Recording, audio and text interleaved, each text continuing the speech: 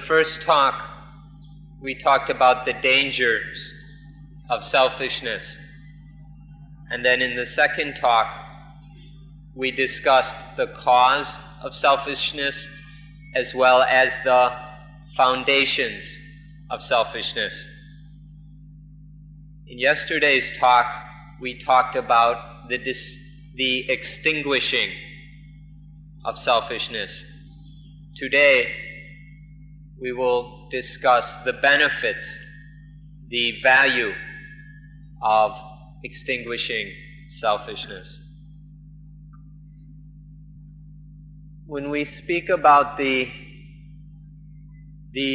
fruit or benefits of extinguishing selfishness, we'd like to bring up one Thai word which ought to be of interest to you.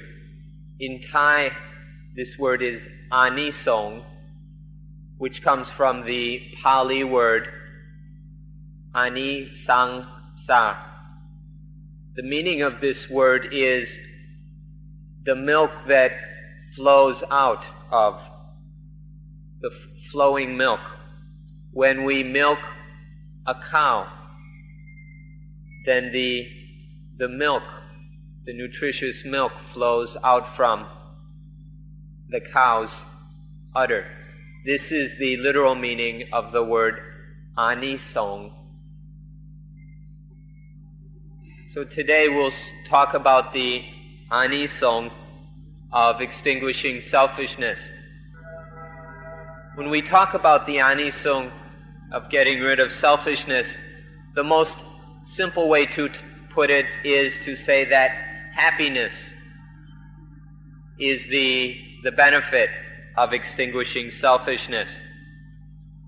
But when we use this word happiness, we must be a bit careful because happiness is a very vague and uncertain word. People give it all kinds of different meanings. And so we will clarify what is meant by the word happiness. We'll take a good look at this word. At first, we can at least see that there are two kinds of happiness. The happiness of everyday people language and the happiness of Dhamma language. The word happiness in people language, by people language we mean the common everyday meaning in terms of people and persons. In people language, happiness is something that we can get drunk on, we can become infatuated with it, go crazy over it, get lost in it, and this is very important, it bites its owner. This is the happiness of people language, the happiness that is intoxicating, infatuating, very tricky, and which in the end bites its owner. If we look closely, this happiness in people, the happiness of people language, this common, ordinary happiness, isn't true happiness. What it really is a kind of pleasure which deceives and tricks. It's a kind of entertaining, luscious, attractive pleasure which deceives. This is what most people take to be happiness. This tricky pleasure, this deceiving pleasure, is always ready to become a bait. It's always ready to become bait to catch us and trap us. And so all the worldlings who are chasing after these deceptive pleasures are being trapped by this bait. And this is the state of worldlings, being deceived and lured by the bait of worldly pleasure or deceptive pleasures. This is happiness in people language. This worldly happiness is always something material and physical. It depends on bodies and material objects. It's not a mental or spiritual kind of happiness. And therefore, this kind of deceptive pleasures are very expensive. They're very difficult, and they're a real pain in the neck to acquire and to keep. And so it leads to all kinds of busyness, competition, and problems for the worldlings who are chasing after this worldly happiness. And the last point to be made about this people language happiness is that it is the basis of selfishness. As soon as people indulge in these deceptive pleasures, it becomes selfishness and creates all the problems associated with selfishness. Now let's look at the opposite kind of happiness. This happiness is not intoxicating or infatuating. It doesn't make us crazy, and it doesn't bite the one who possesses it. It doesn't bite the one who has it. Be very careful about this point. This kind of happiness is not a deceptive pleasure. It doesn't trick or deceive.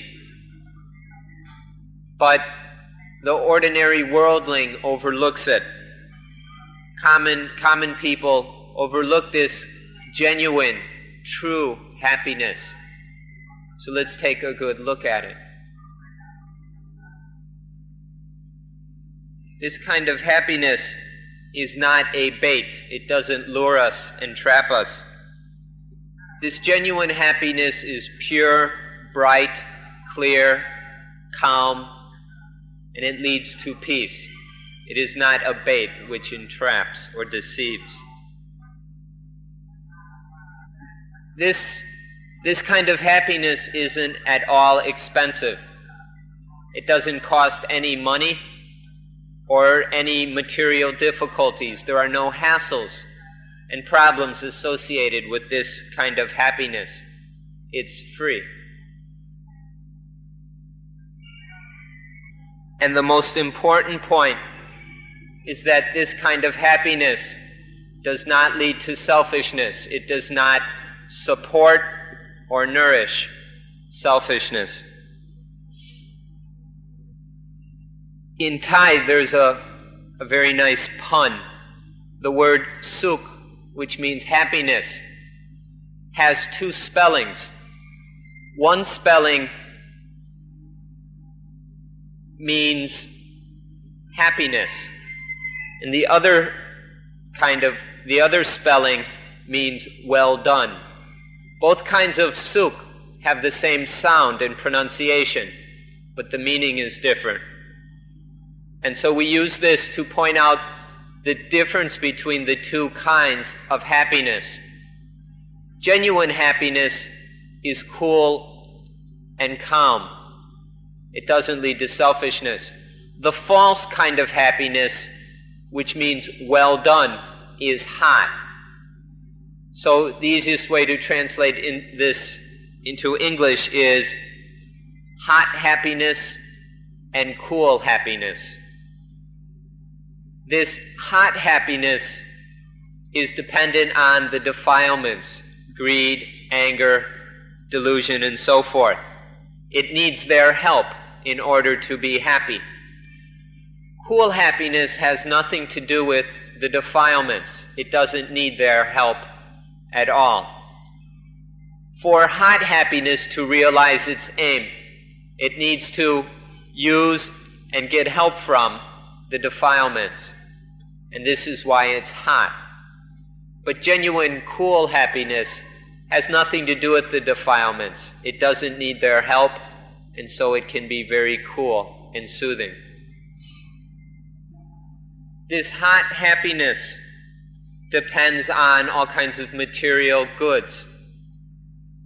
And when people become infatuated with this kind of defiled happiness, then they set about trying to acquire possessions, material objects, in all kinds of luxuries. This is the kind of happiness with which the world is infatuated. Everyone chasing after various kinds of luxuries, spending all kinds of money in pursuit of what they take to be happiness, this hot, deceptive happiness. The other kind of happiness, cool happiness, doesn't cost a penny or a pfennig or a mark or whatever currency. It costs absolutely nothing for this kind of happiness. It's a mental, spiritual happiness which has nothing to do with material things.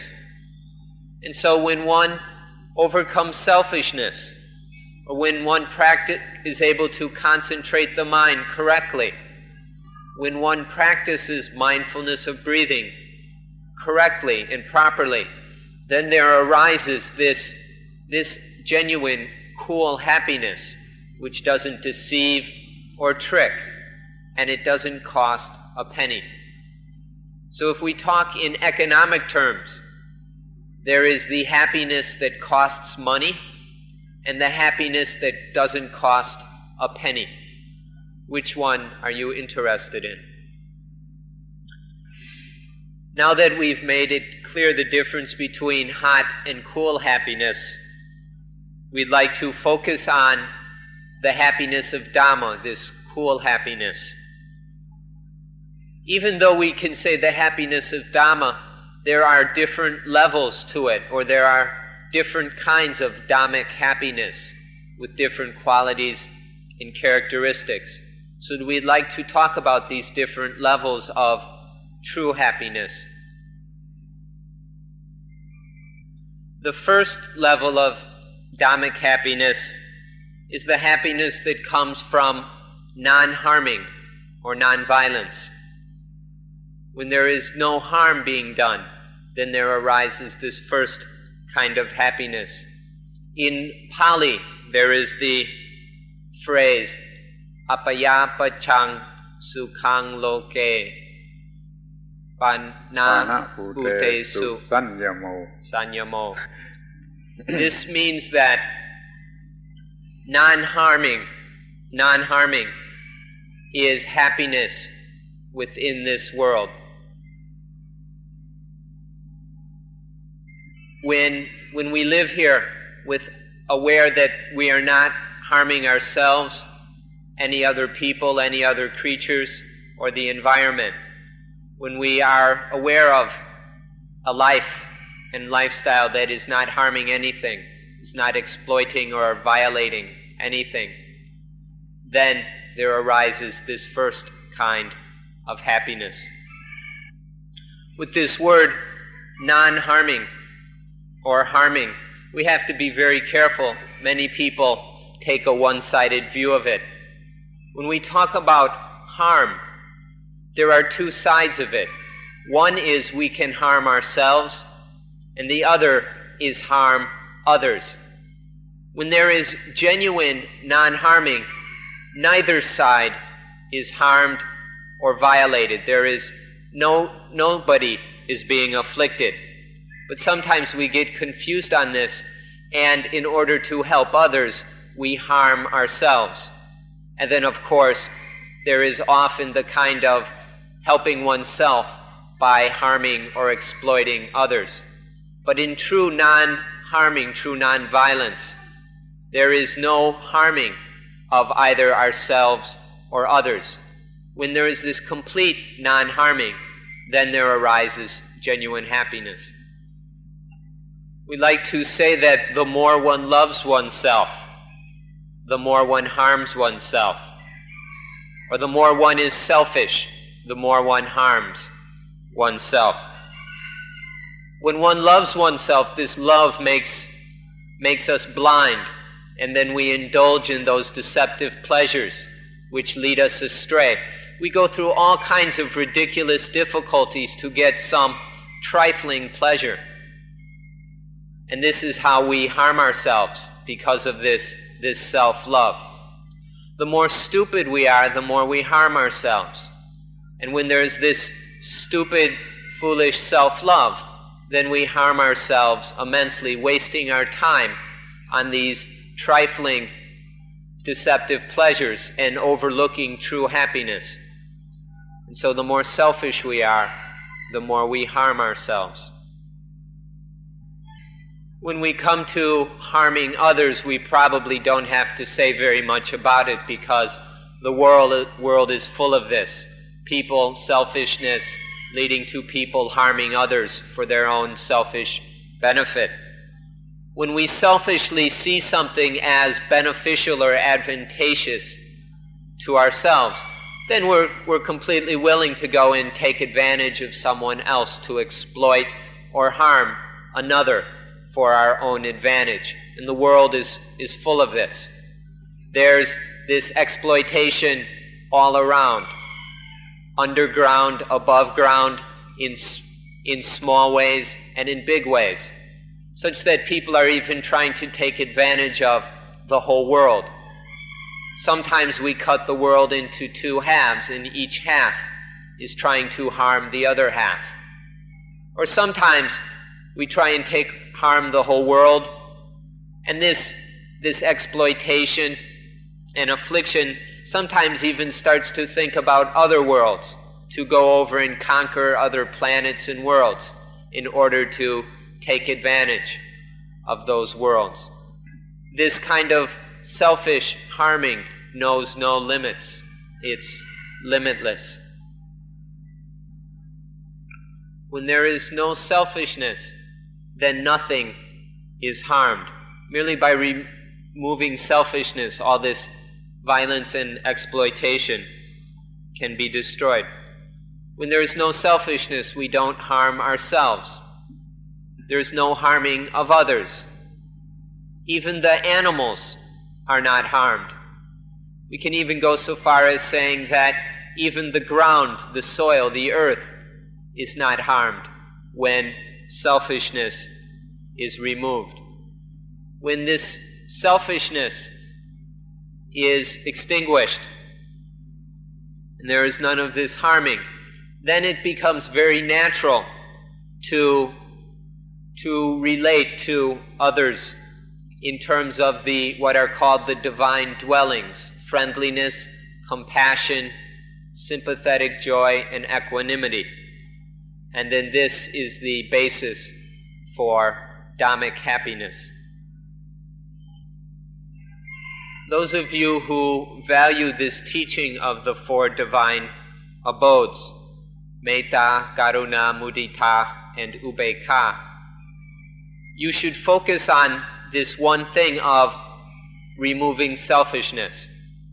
If you are interested in Metta, universal love or friendliness, Karuna, compassion, Mudita, sympathetic joy, and Upekkha, equanimity, then all you need to do is direct your attention to unselfishness or selflessness. When there is no selfishness, then there is metta automatically. There is this very spontaneous love for everything. There is spontaneous karuna, the desire to help, to be of service, or compassion.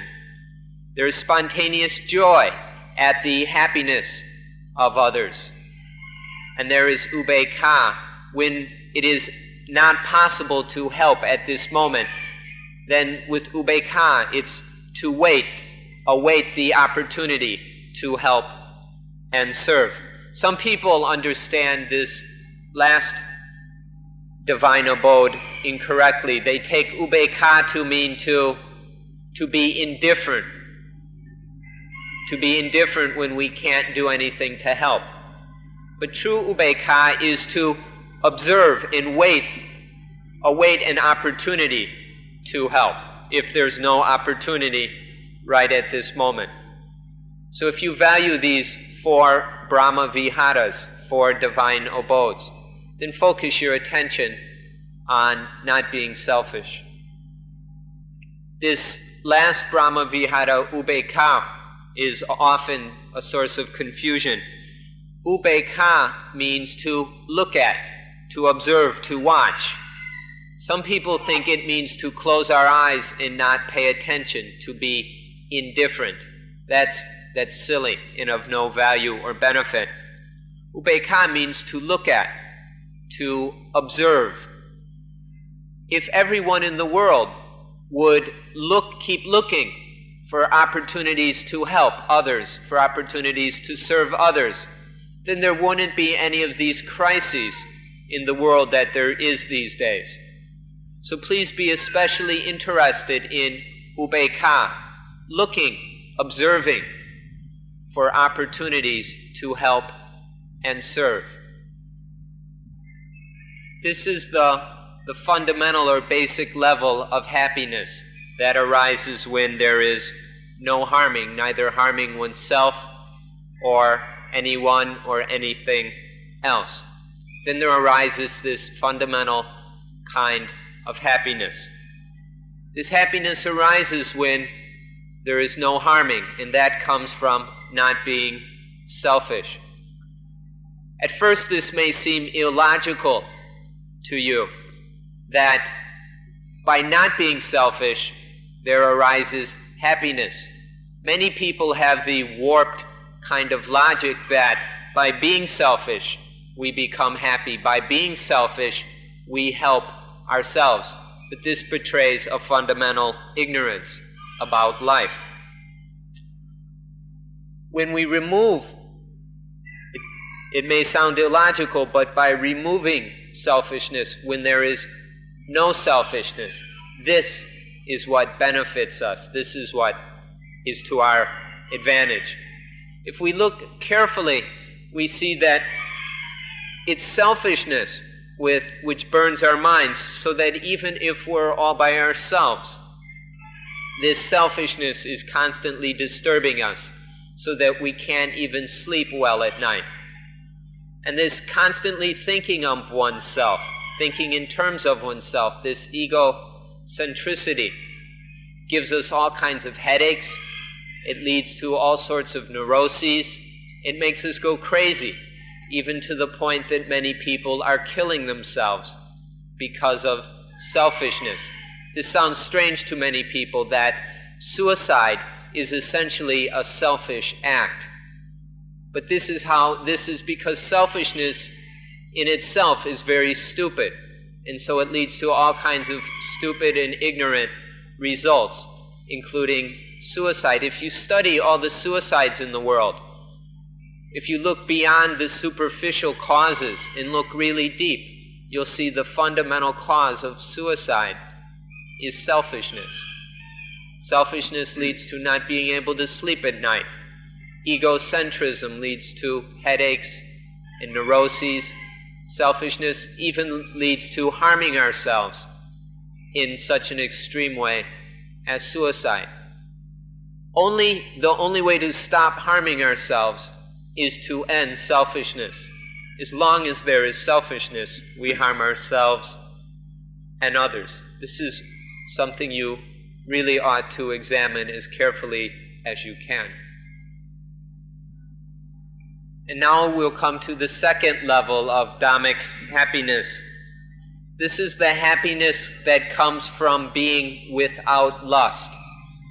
When there is no lust, the absence of lust is a higher level of happiness. Everyone knows what lust means. To remove lust, to remove sexual greed and sensual greed, is a higher kind of happiness. In Bali there are the words Sukha virakata loke kamanang samatikamo. Sukha virakata loke kamanang samatikamo. Which means by eliminating lust within the world or towards the world, this surpasses the happiness that comes from being free of lust towards the world surpasses the happiness of sensuality. This is a higher kind of happiness. When the mind is free of this sensual lust, then it is even more happier, calmer, and cooler. This word lust has a broader meaning than most people understand, and though this may be a little bit beyond your immediate needs, we'd like to mention it.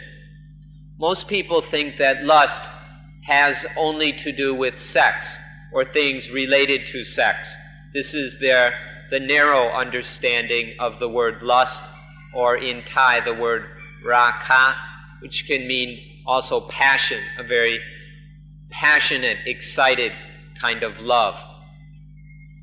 But lust has a much broader meaning than that. Sexual lust is only the first level.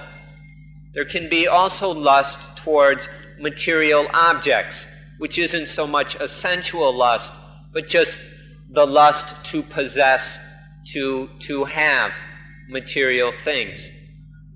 And then there's an even third level of lust, which doesn't have much to do with material physical things.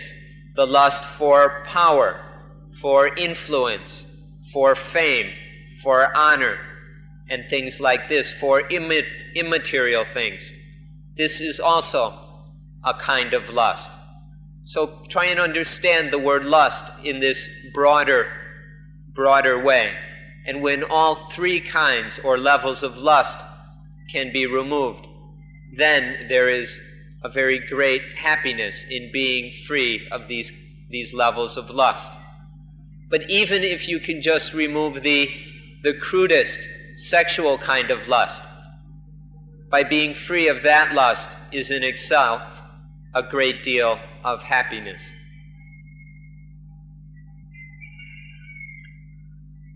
The stronger that selfishness is, the stronger lust will be. And as selfishness decreases and lessens, then lust also abates and decreases. So the more powerful and strong selfishness is, the more powerful lust is and all its agitation. But by lessening and eliminating selfishness, then there can arise the happiness of being free of lust.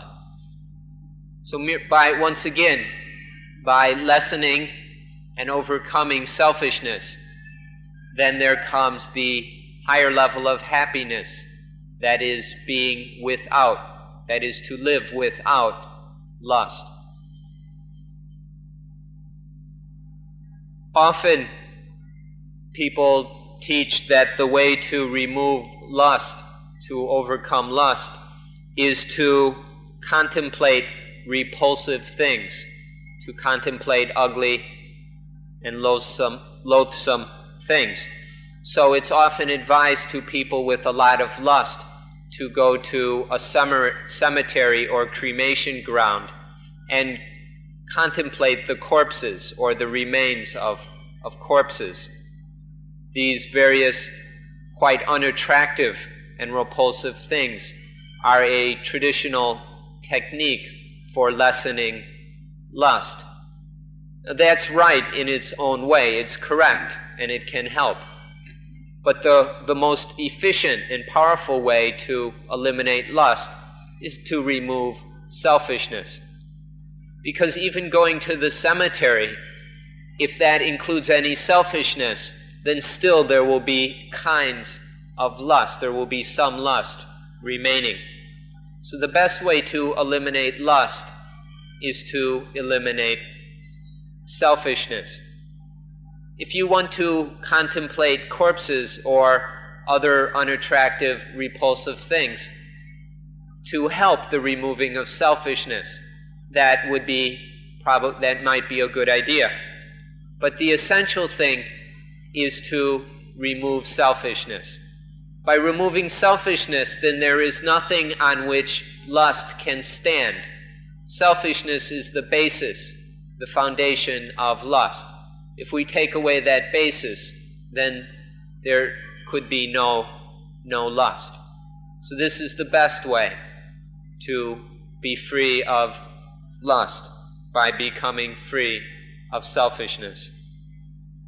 So the second kind of happiness is that which comes when we are free of lust. This is the kind of happiness that arises because the mind or life is no longer disturbed and hassled by lust. Often we can't sleep well at night because of lust in either a cruder or more refined form. Lust keeps us from sleeping well at night, or sometimes it prevents us from sleeping at all. And it can disturb us, hassle us throughout the day. This kind of lust exists, and there is also a way of removing it, merely by removing selfishness. And then there arises this second level of happiness, the happiness of being without raga, without lust. Now we come to the third level of happiness, or the last level of happiness. This is the happiness of being completely free of all selfishness, when all selfishness is absolutely and completely removed, eliminated, extinguished. This is the kind of happiness that surpasses the world. This happiness is above the world. It is not trapped within worldly conditions. When there is absolutely no selfishness, then there can arise no defilements. When there's no selfishness, then the mind is beyond the world. It's no longer caught within the world. And so worldly conditions, there's nothing in the world that can have influence over the mind. There's nothing in the world that can make the mind greedy or angry or hateful or afraid or worried or any other kind of defiled reactions. The mind is free of all these things. And this is the kind of happiness which is above the world, or which surpasses the world. The Pali sentence which expresses this third kind of happiness is asami manatsa vinayo etang ve paramang sukhang. What this means is, by leading or by removing asami mana,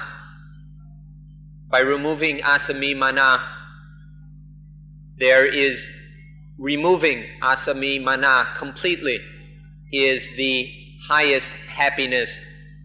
Why? We'll have to explain a few of these words. Asami mana, you've been hearing about over and over again. This is to regard things as I, as me, as mine, as self. So by removing self-view, by removing the idea that there is a self, personality belief, whatever you want to call it, I, self, soul, ego, no matter what name you call it, it's the basis of selfishness. By removing the belief in self, the view of self, this is the highest, the supreme happiness. Woi.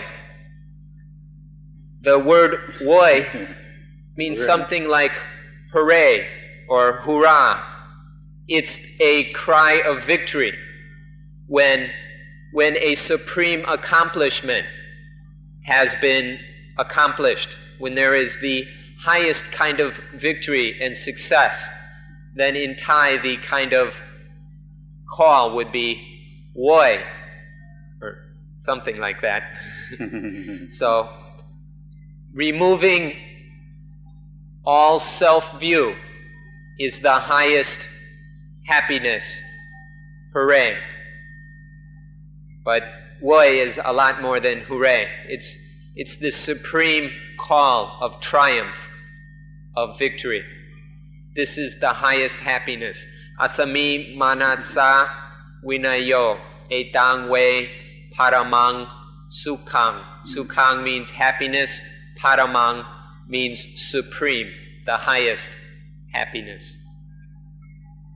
This Wei is a little more than hooray, because it's also a challenge. It's like shaking one's fist at selfishness in triumph at having defeated selfishness. We'd like to discuss the word logutara. Log or loka means world. Uttara means to be above or beyond. So logutara means above, beyond the world. This doesn't mean getting into a spaceship and flying off into space, because no matter where we went, that would still be the world. Any place, no matter how far away, is still the world. Logutara, above the world, doesn't have anything to do with our body. This means for the mind to be above worldly conditions. We can't escape the world. We must live in it. But the mind needn't be trapped under the influence of good and bad, winning and losing, getting and missing, positivism, negativism, and all those worldly qualities and values.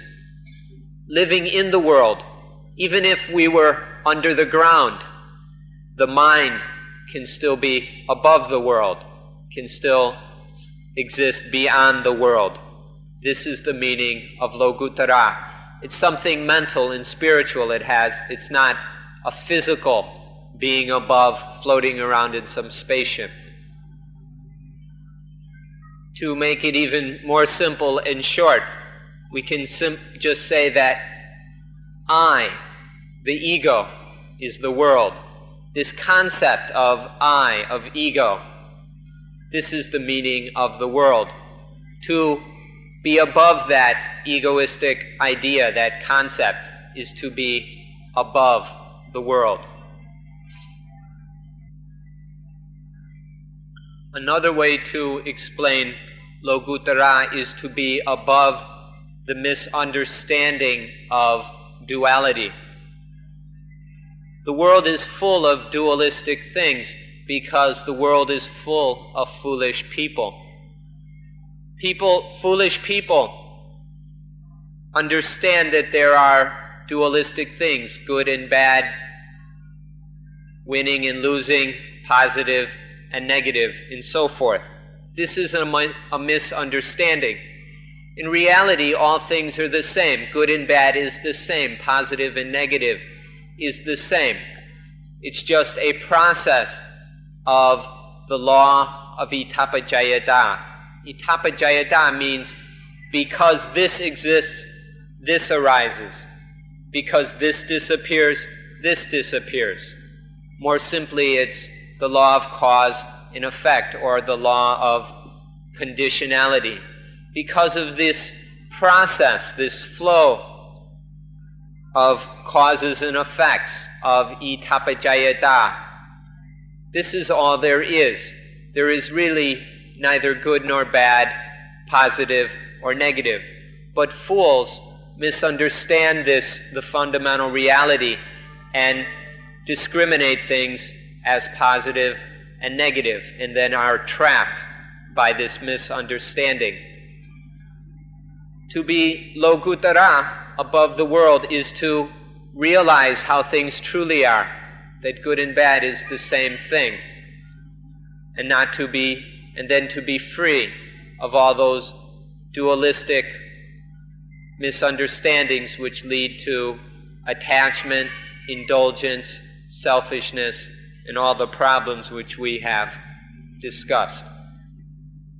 So, Lokutara, being above the world, is being above the misunderstanding of dualism, of duality, that there are pairs of opposites, such as positive and negative.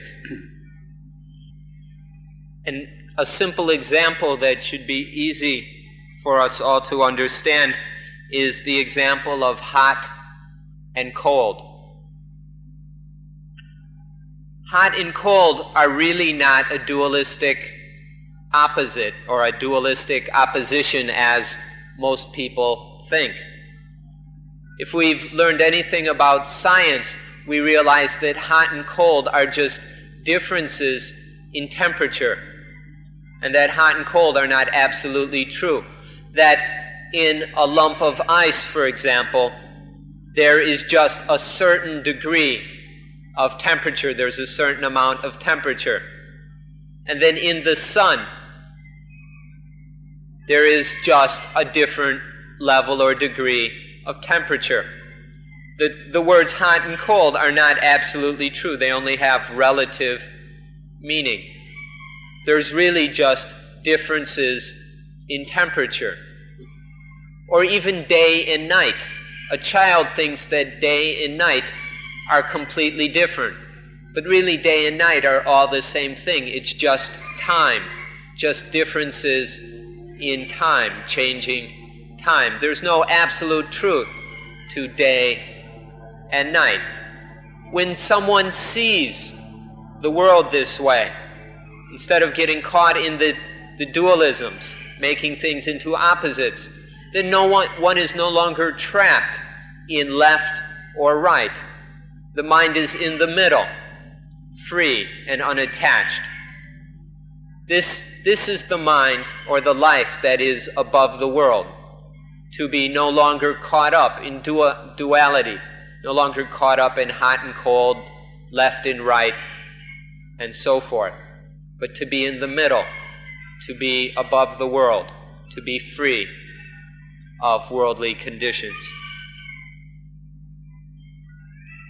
And then none of those conditions can trick or deceive the mind into attachment, selfishness, and suffering. Or such is the pair as gaining and losing. When something, this is another dualism that exists in worldly minds, that there is gain and loss. But such a thing doesn't really exist. There is merely the stream, the flow of itapajayata. When certain conditions exist, then this result arises. Or when these conditions exist, then there will be this result, this effect. It all just depends on conditions and causes which lead to certain effects. And then this flow of cause and effect, this process, just keeps flowing onward and onward. There's nothing that is really gaining or losing. These are just words, dualities, illusions created within worldly minds. People go and say, oh, this is profit, that is loss, and then they get all excited about these things. But it's really just the flow of cause and effect. Not seeing things in these terms is to be above the world, to no longer be trapped in these dualistic conditions. Or what about when you laugh and when you cry? When positivism makes you laugh and negativism makes you cry. Have you ever examined this matter? When the mind, when we really see things as they are, there is no longer these positive and negatives to make us laugh and cry. We can just observe whatever takes place without laughing and crying. Or are you worried that that wouldn't be any fun, that that wouldn't be very enjoyable, that it might be boring or something? Take a good look. This is what This is the happiness that is Logutara, above the world. To not have to laugh and cry at positive and negative. To no longer laugh and cry about worldly conditions. Is this the kind of happiness that you're interested in? When there is no positivism and no negativism, then there is what we call sunyata, voidness. Voidness is when there is no more positive and negative, when there is no more dualism, when the mind is free of all those dualistic illusions, then there is voidness, or sunyata. Can any of you fit, or can any of you classify voidness as positive? Or can you classify voidness as negative? In fact, sunyata, voidness, is neither positive or negative. It is beyond, above, surpassing both positive and negative. This is the meaning of nibbana, or nirvana, which is unsurpassed voidness. Nibbana is the supreme voidness that absolutely transcends positive and negative, that is free, void, empty of all dualism.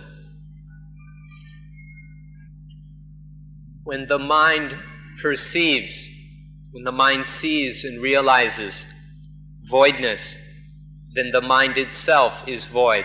Because when the mind is realizing or is seeing voidness, then it doesn't see anything that it can attach to as good or bad. There's nothing to grab onto as positive or negative.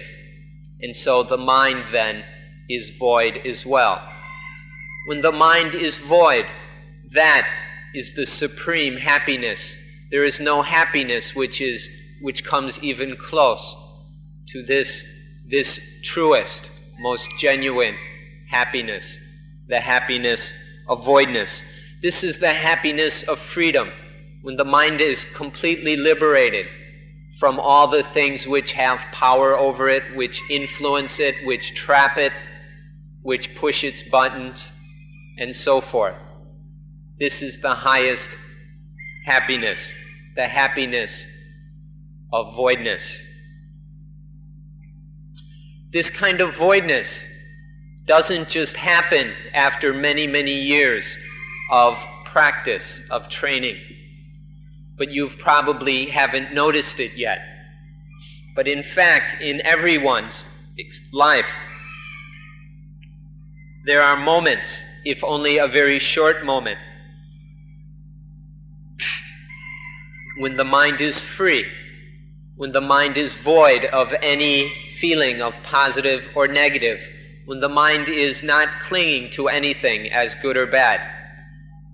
This is a sample, a free sample or specimen of nibbana, of the complete, perfect voidness. But people tend to overlook these. They don't pay any attention because they're so busy chasing after the deceptive pleasures. So please start to pay attention, be on the look for these moments when the mind is free, when the mind is void of positive and negative. And once we begin to see just a split second of this voidness, when we begin to really realize what it is, then we turn our lives towards this voidness and set out, truly, genuinely set out on the path to Nibbana, to a life that is void, that is above worldly conditions. So don't overlook these free samples of Nibbana which nature gives to us. And then you will begin to understand this highest most genuine happiness. To summarize, when there is selfishness, then the mind is not void. But when there is no selfishness, then the mind is void and free. So please start to be very interested in this matter that we've been discussing. These moments of voidness is something when the mind is completely free of selfishness, is something to be very concerned and interested with. These momentary little samples of voidness that occur coincidentally in life, generally these are ignored, and so we need to pay attention to them. Often they happen while we're asleep, and so we just keep on sleeping and don't notice them. But we can also learn or practice to be aware of them while awake. Not just these coincidental moments of emptiness, but through the practice of concentration and insight, through correct meditation in concentration and insight, then there will be deeper and further understanding of these moments of voidness. Please take special interest in this matter of the mind being void of selfishness. Understand what it means to be void, to be empty of selfishness, in a way that doesn't depend on using drugs such as heroin or LSD. There are much more refined ways than that. Please be very interested in this. And so finally, we'll wrap this up with the rather amusing, the quite funny truth that self, that I that wants to be happy, must disappear for the mind to be happy. Until we let go of that self that is trying to be happy, the mind will never be happy. But by merely letting go of the I, the person who wants to be happy, then there arises true happiness. This may sound quite illogical, but we hope you are beginning to understand. May we end today's talk on this amusing truth.